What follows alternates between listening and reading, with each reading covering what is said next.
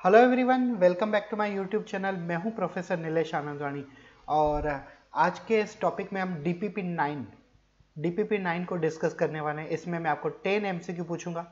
ये सारे के सारे 10 एमसीक्यू न्यूक्लिक एसिड से रिलेटेड रहेंगे, क्योंकि हमारा आज का जो टॉपिक है वो न्यूक्लिक एसिड के ऊपर है। तो आपको न्यूक्लिक एसिड इस टॉपिक के ऊपर 10 एमसीक्यू आएंगे। हर एमसीक्यू को सोल्व करने के लिए आपको 30 सेकंड दिए जाएंगे और उन 30 सेकंड के बाद मैं आपको आंसर भी बताऊंगा और प्लस उस आंसर से एक्सप्लेनेशन भी बताऊंगा। तो मैं ये उम्मीद करता हूँ आपसे कि आप जो एमसीक्यू सोल्व करोगे वो अच्छी तरह से करोगे और प्लस पूरी ईमानदारी से करोगे। कहीं पे कोई मोबाइल से या कोई लैपटॉप कंप्यूटर से या तो किसी से पूछोगे नहीं, अपने आप से ही करोगे।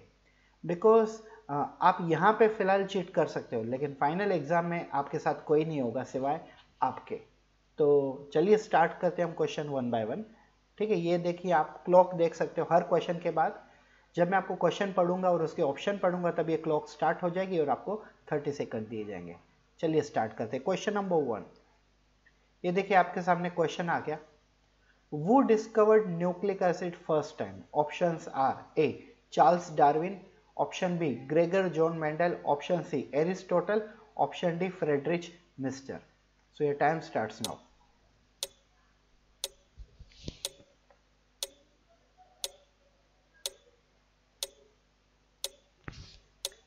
न्यूक्लिक एसिड को सबसे पहली बार किसने डिस्कवर किया होता? डीएनए आरएनए को नहीं पूछ रहा हूं मैं, फाइनली न्यूक्लिक एसिड को किसने डिस्कवर किया होता? न्यूक्लिक एसिड मतलब डीएनए आरएनए मिलकर न्यूक्लिक एसिड बनता है।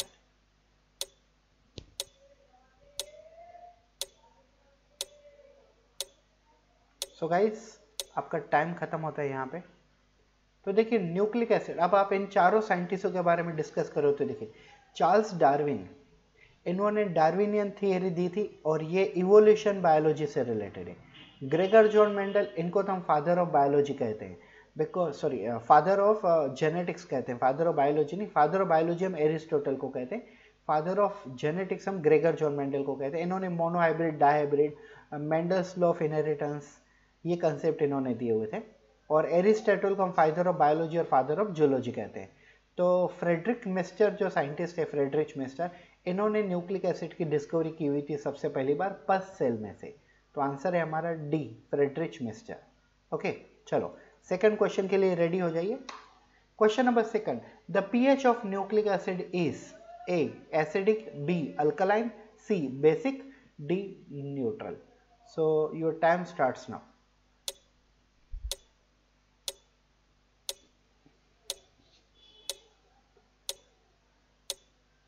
न्यूक्लिक एसिड का पीएच पूछा है आपको, मतलब आप ये भी गेस कर सकते हो what is the pH of a DNA और what is the pH of RNA.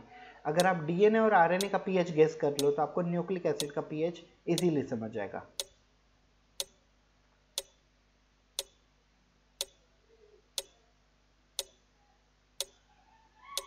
So time up dear students.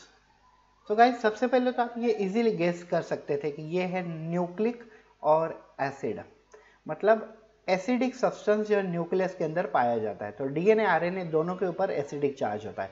तो डीएनए आरएनए के ऊपर एसिडिक चार्ज होता है, मतलब न्यूक्लियस के अंदर जो न्यूक्लिक एसिड है उसके ऊपर डीएनए एसिडिक चार्ज है। तो इसका आंसर हो जाता है सिंपली ए, एसिडिक। और अल्कलाइन और बेसिक तो ये तो सेम ही पीएच होता है। और नेक्स्ट आ गया न्यूट्रल, तो हमारा आंसर हो जाता है ए, एसिडिक पीएच। चलो next question. Question third, what is the charge of nucleic acid? पहले हमें पीएच पूछा गया था, अब हमें पूछा गया what is the charge of nucleic acid. Option A negative charge, option B neutral charge, option C positive charge, option B nucleic acid is chargeless. Nucleic acid के ऊपर कोई चार्ज नहीं। चलो टाइम स्टार्ट्स नाउ।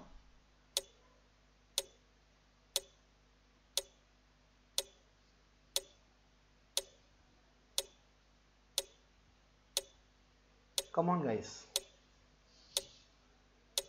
अगर आपकी थोड़ी बहुत biochemistry पक्की हो कि एसिड और चार्ज के बीच में क्या रिलेशन है, तो आपको आंसर एकदम इजी है आप लोगों के लिए।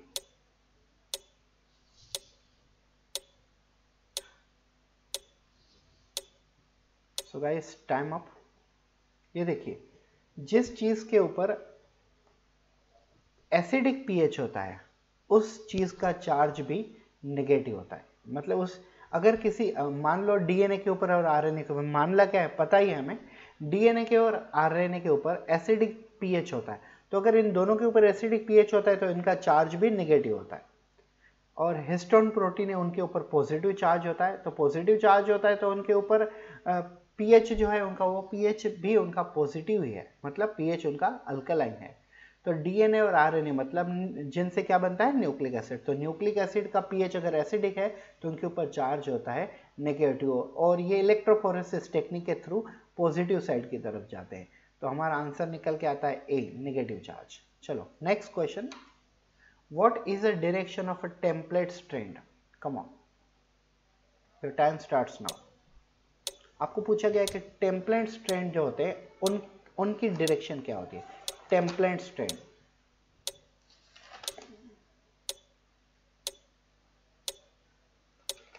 कम ऑन गाइस,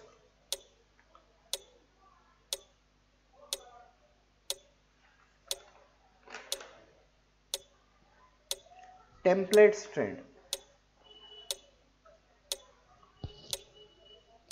तो गाइस यहाँ पे आपका ये टाइम समाप्त होता है, ठीक है।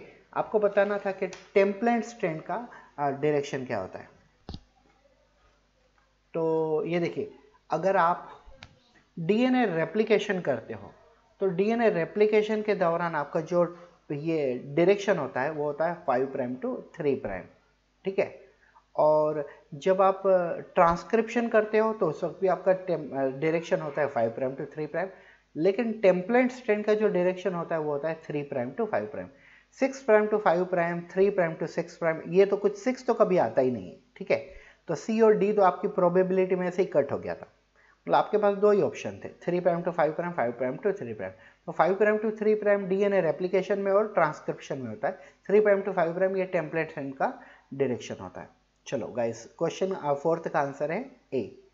Question number 5, what is DNA? Options are, it is a polymer made by several unit of nucleotide, it is a polymer made by several unit of nucleotide, it is called deoxyribose nucleic acid, C it has two component like nucleoside and nucleotide, D all of above. So your time starts now.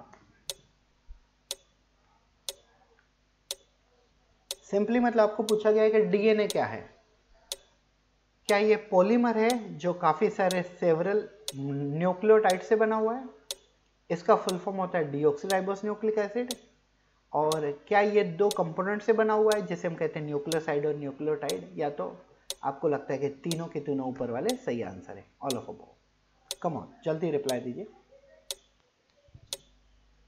तो guys यहाँ पे आपका time खत्म होता है। तो guys इसका answer होता है D, all of above, because DNA, हाँ ये पॉलीमर मॉलिक्यूल है और ये काफी सारे छोटे छोटे न्यूक्लियोटाइड से बना हुआ है, और न्यूक्लियोटाइड का मतलब होता है nitrogen base plus sugar plus phosphate group. तो डीएनए में देखिए 4 प्रकार के नाइट्रोजन बेसेस होते हैं, एडिनिन, थाइमिन, ग्वानिन, साइटोसिन, और ये नाइट्रोजन बेस के बाद पेंटो शुगर होता है और उसके बाद होता है फॉस्फेट ग्रुप। तो नाइट्रोजन बेस, शुगर और फॉस्फेट, इन तीनों को मिला के न्यूक्लियोटाइड बनता है। तो ये वाला ऑप्शन तो सही है, B, it is called deoxyribose nucleic acid, तो बी वाला ऑप्शन भी सही है, तो फुल फॉर्म है। और C, it has two component like nucleoside and nucleotide, nucleoside मतलब नाइट्रोजन बेस प्लस शुगर, और अगर उसमें आप फॉस्फेट भी ज्वाइंट कर देते हो तो न्यूक्लियोटाइड बन जाता है। तो यस, डीएनए इन दो कंपोनेंट से बना हुआ है, तो हमारा आंसर निकल के आता है D, all of above. Yes, question number 6 की तरफ हम आगे बढ़ते हैं।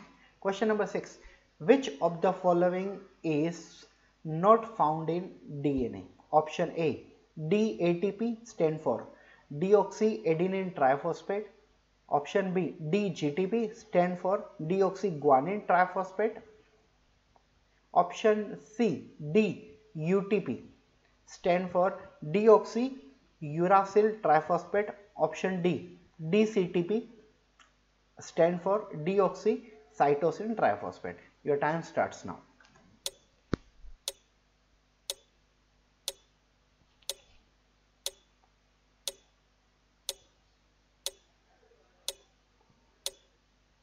कम ऑन गाइस, इनमें से, इन चारों में से डीएनए में क्या नहीं मिलता है, क्या नहीं पाया जाता है? ये सीधा सीधा सवाल है आपके सामने।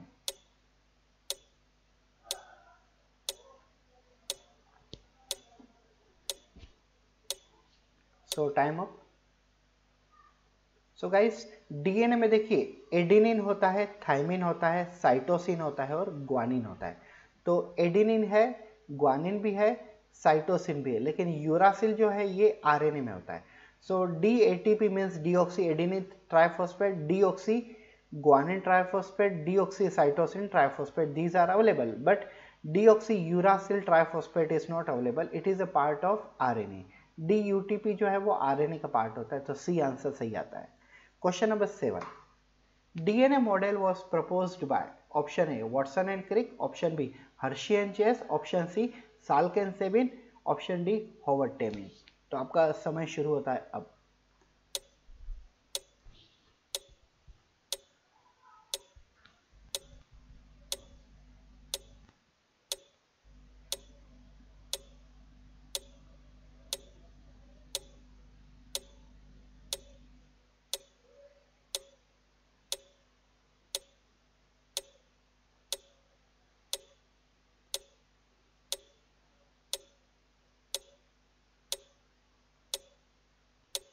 सो गाइस टाइम अप। तो डीएनए मॉडल किसने प्रपोज किया होता है? तो आप चारों साइंटिस्ट के बारे में देखिए, वाटसन एंड क्रिक, इन दोनों ने 1953 में डीएनए मॉडल को प्रपोज किया था। तो आंसर है ए। हर्शी एंड चेस कौन है?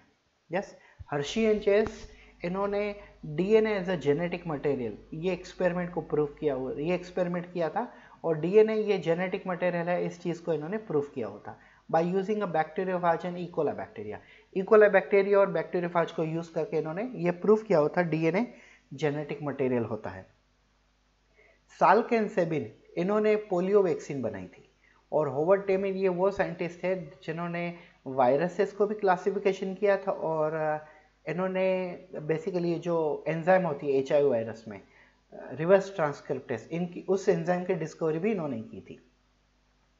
तो आंसर होता है A Watson and Crick. Question number 8, which energy currency is associated to DNA? Option A ADP, option B ATP, option C AMP, option D NADPH2। Time starts. इनमें से कौन सी energy currency, मतलब आप समझ लीजिए इनमें से कौन सा एनर्जी रिच मॉलिक्यूल डीएनए में पाया जाता है?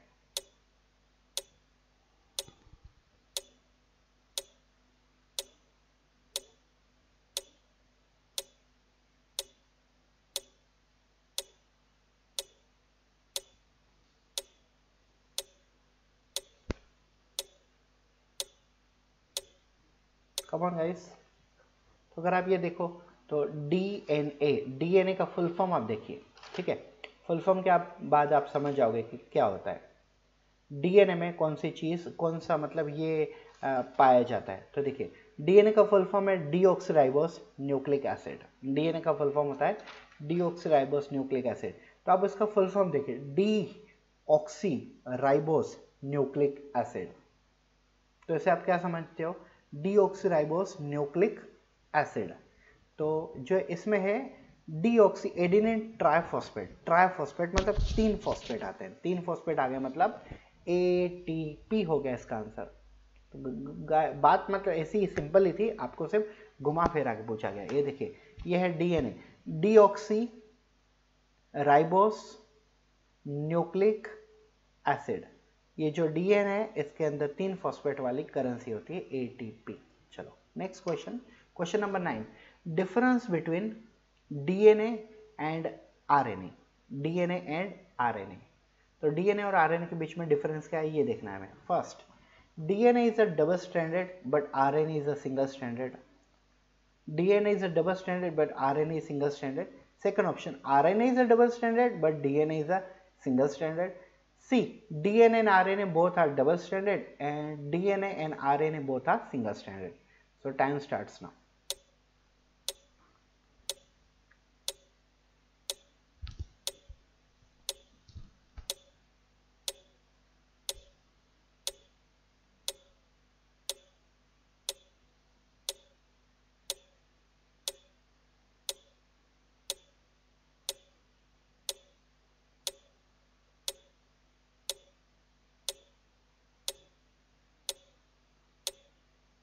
सो गाइस टाइम अप। तो डीएनए और आरएनए इन दोनों के बीच में डिफरेंस क्या है? तो डीएनए जनरली डबल स्ट्रैंडेड होते हैं और आरएनए सिंगल स्ट्रैंडेड होते हैं। कभी कभी आरएनए भी डबल स्ट्रैंडेड होते हैं कोई कोई, तो लेकिन मेजोरिटी अगर हम देखें सबसे ज़्यादा तो डीएनए डबल स्ट्रैंडेड होते हैं, आरएनए सिंगल स्ट्रैंडेड होते हैं। तो ए आंसर इसका। Question number 10, last question of this test. Sugar molecule present in DNA and present in RNA both have some similarity, that is option A monosaccharide pentose, option B monosaccharide tetrose, option C monosaccharide triose, option D monosaccharide hexose. Your time starts now.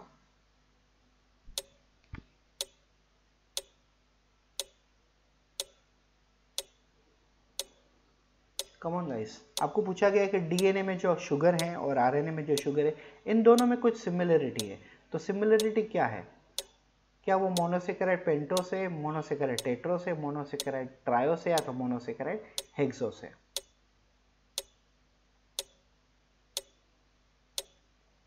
Come on guys, तो time खत्म होता है आपका। तो देखिए DNA का full form होता है डीऑक्सीराइबोस न्यूक्लिक एसिड, आरएनए का फुल फॉर्म होता है राइबोस न्यूक्लिक एसिड। तो डीएनए में जो डी होता है डीऑक्सीराइबोस शुगर और आरएनए में जो आर होता है राइबोस शुगर। तो डीऑक्सीराइबोस शुगर या तो राइबोस शुगर, ये दोनों के दोनों 5 कार्बन कंटेनिंग शुगर होते हैं, मतलब पेंटोस आ गए। और ये कौन सी कार्बोहाइड्रेट से बिलोंग करते हैं? मोनोसेकेराइड। तो ये है मोनोसेकेराइड पेंटोस। तो गाइस ये थे हमारे 10 क्वेश्चन आज के, जो NEET DPP 9 nucleic acid topic से रिलेटेड है।